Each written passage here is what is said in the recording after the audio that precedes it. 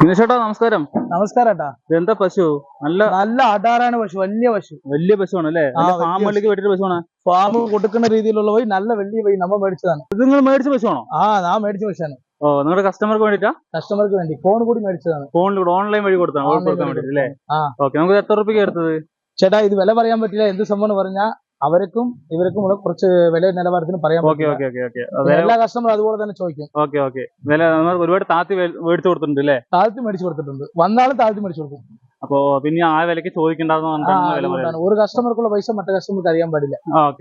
അതുകൊണ്ടാണ് അന്ന് വില കുറച്ച് മേടിച്ചു കൊടുത്തിട്ടുണ്ട് അല്ലേ?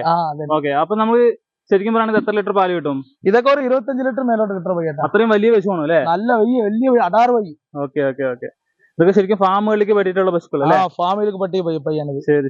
ഇതുപോലത്തെ പശുക്കൾ ഒരുപാടുണ്ടോ കയ്യില്? ഒരുപാട് പശുക്കൾ ഇവിടെ ഉണ്ട് അല്ലേ?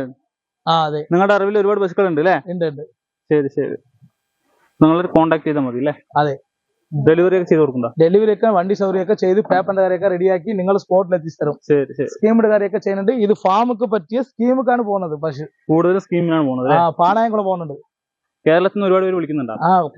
ഒരുപാട് ആൾക്കാർ വിളിക്കുന്നുണ്ട്. അതിൽ വന്നിട്ട് നമ്മൾ പാണായംകുളം ലത്തിപ്പിന് പറഞ്ഞ ആൾക്കാർക്കാണ് പോകുന്നത് കൂടുതലും.